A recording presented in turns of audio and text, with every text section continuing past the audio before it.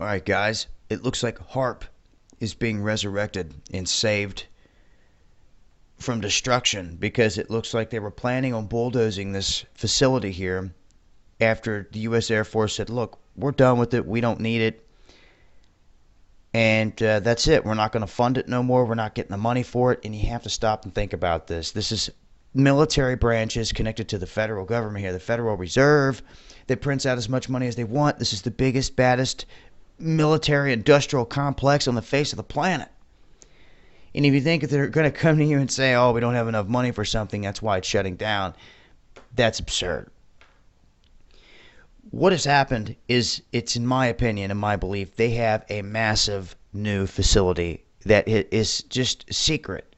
There are things out there that don't even have a name, that are never released to the public. You're not going to find on Google and any YouTube videos because they are truly super top secret. And if you don't think these bases exist, you're just still sleeping. These do exist. And there's more than just HAARP out there. There's all kinds of different arrays that operate in this manner and in different manners, but really to achieve the same end goal.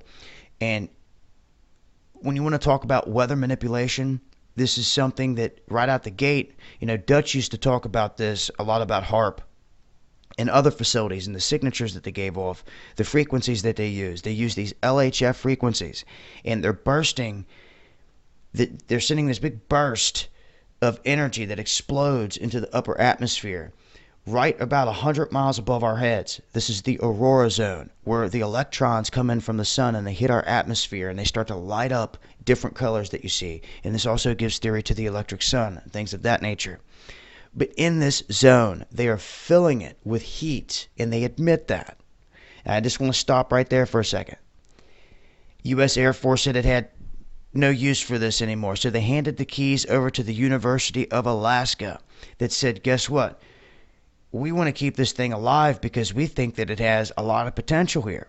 Instead of just studying the sun and its effect on the atmosphere by watching it, we can send up this huge pocket of heat through this focused beam of radio wave energy into the aurora zone, and they can stimulate this area, a speck of the electrical sun-earth connection, and they can see how it dissipates, how it reacts, all those things. Okay? Now, the facility is the best tool to study the region above Earth as we know it. And that's my point. They have a bigger, badder military facility out there that is super top secret. Okay? Now, they said, why are we just going to let this thing fall apart? We need to keep it up and going. So the University of Alaska said, we can take this and use it for our own research. They may not be conducting weather manipulation, or they may. That's yet to all be seen. But at this point, they're doing, more fundamental college educational type of science experiments up here, where they're bringing other people in, and it's not super top secret. Which means that they have this super top secret base somewhere else, and now we got to figure out where it's at. Now, there are other places around the world that have devices, and there's 3 such ionospheric heaters, if you want to call them, because that's what they're doing. They're heating up the ionosphere. You have them in Norway, Russia, and soon to be in Puerto Rico. Okay? A HAARP is the most powerful and agile of all of them that we know of. Okay? So why just let this go?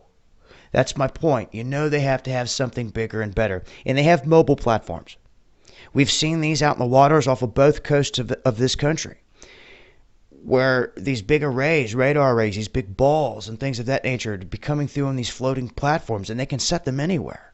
They can take them to islands, they can do this, they can do that, and we've also seen crazy arrays coming off of islands that have military bases that stop showing you the Google satellite imagery as you're zooming into it, and you have no clue exactly what's there. But at the end of the day, I want to make it clear here that the fundamentals of weather, of science on this planet, I think you all know, some cold air, some warm air, a tornado starts to spin up. If it's in its right elements. Okay?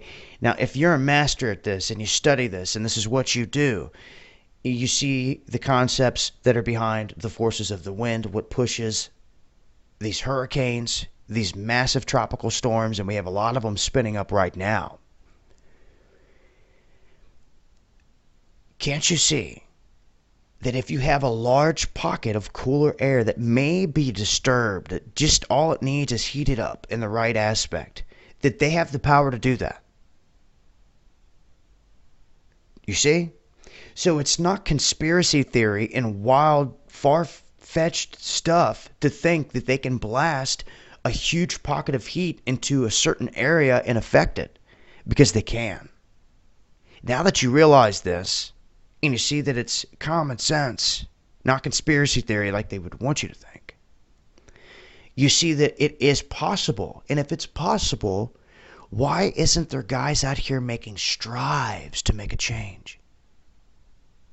Why aren't there guys out here talking about this in the open? Well, now we know we can introduce this heat into the system, and they could do this one of two different ways. They could effectively fuel a system, and they could stop it dead in its tracks. Why are they not talking about this? Why are they not talking about using this or learning, experimenting with this in ways to help bring rain to areas that don't have it?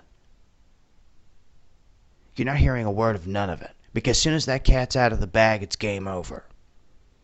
But I'm warning you, climate change, the Pope about to make this big speech, climate chaos, look no further than the weapons that they have at their disposal. And now that you've got a better understanding of how it all operates, it's not too far-fetched to think that some crazies out there with a little bit of power and technology would do such a thing. And you don't think they've not done it yet? You better start looking back through history. Sandy, Katrina, things like that, even quakes. And if it hasn't happened, it's surely gonna happen. And if they haven't weaponized it, they surely will weaponize it. And I'm here to tell you that they already have.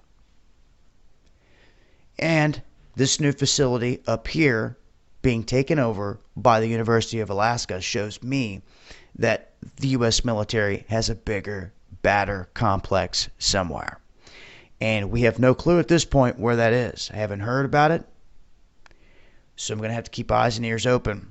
But one thing's for sure, if it operates like this, it should give off a signature just like we've seen before. And in Dutch's videos he used to do, you could see the signatures that are given off.